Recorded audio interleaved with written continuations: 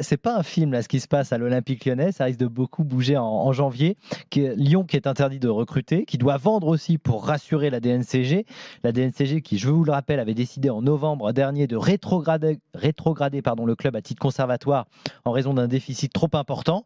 Il y a un premier départ qui devrait bientôt être officialisé, c'est celui de l'attaquant Gift Orban pour 12 millions d'euros vers Hoffenheim. Mais ces derniers jours, on a évoqué aussi le départ de joueurs plutôt cadres comme Tolisso, Mikotadze aussi qui vient tout juste d'arriver, ou encore Cherki qui a fait une très très belle première partie de saison. De quoi casser peut-être la belle dynamique avant les fêtes. L'OL est 5e de Ligue 1, en bonne position pour se qualifier également en 8e de finale de Ligue Europa. Alors est-ce que ce mercato d'hiver peut tuer les ambitions lyonnaises? 32-16, supporters lyonnais, on vous attend dans Rotten sans flamme dès maintenant. Juste avant de vous écouter Manu et Louisa, Pierre Sage, l'entraîneur de l'OL, était aujourd'hui en conférence de presse.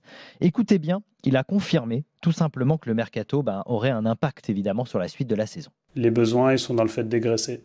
Et de toute manière, on ne peut pas non plus, au vu des décisions prises par la DNCG, envisager quoi que ce soit. En fait, là, vous me demandez de résoudre une équation dont je n'ai pas l'ensemble des éléments. Donc à partir du moment où j'aurai l'ensemble des inconnus, je verrai avec quelle stratégie j'appréhenderai cette chose-là. Mais dans tous les cas, voilà. Effectivement, en début de saison, il y avait la volonté de mobiliser un maximum de joueurs pour durer. Et cette volonté-là durera avec sûrement moins de joueurs. L'équipe doit rester compétitive.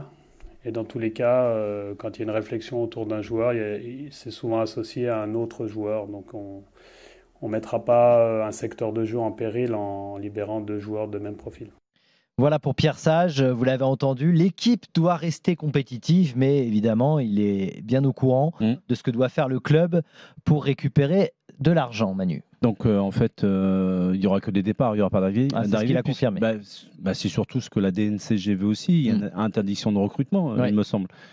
Il y a des impératifs financiers à l'heure actuelle qui pèsent très très lourd sur la politique sportive du club.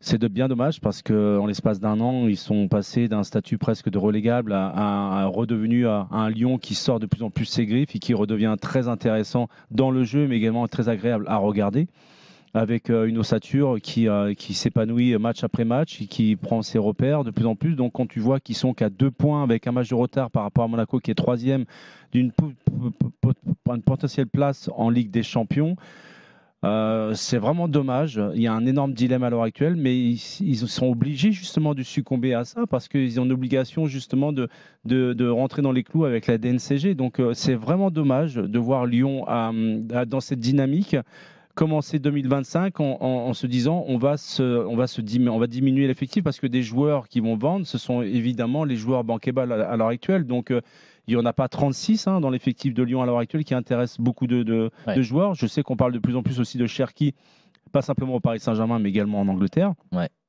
Donc, il y a Cherki, il y a Tolisso, on l'a dit, il y a Fofana aussi, le jeune belge. Pour répondre à ta question, si ces joueurs-là s'en vont, ça va avoir un impact direct sur la colonne vertébrale de cette équipe et sur la façon de jouer, l'épanouissement des joueurs, le lien qu'il peut y avoir entre les joueurs sur le terrain et en dehors. Donc oui, c'est vraiment dommage. Donc ça tue les ambitions lyonnaises. Pour moi, ça tue les ambitions lyonnaises. Même si, tu as entendu, Pierre Sage, il explique quand même qu'il y a une réflexion sportive derrière. C'est-à-dire qu'ils ne vont pas non plus... Ils ne vont pas laisser partir un joueur s'il n'y a pas un profil derrière qui vient suppléer. C'est ce qu'il explique. Ça peut rassurer quand même les supporters lyonnais. Tu as un profil qui peut remplacer Cherki, toi, à l'heure actuelle? Tu as un profil qui peut remplacer à l'heure actuelle Fofana? Est-ce que tu as un profil qui peut remplacer également Tolisso au milieu de terrain, vu qu'il est en train de prendre de plus en plus de poids dans cette équipe et qu'il n'est pas très loin de revenir pour le moment, peut-être éventuellement en équipe de France? J'ai envie de te dire, c'est le travail de Pierre Sage. Oui, de trouver ça.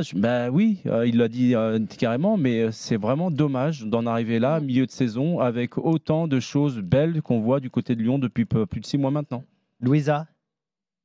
Complètement d'accord avec Manu, c'est très très dommage de voir que Lyon va être obligé de vendre et de vendre certainement des joueurs importants de leur équipe. Quand on voit les performances de l'OL et la qualité de jeu que l'on a pu voir sur les derniers mois de cette première partie de saison, c'est assez triste.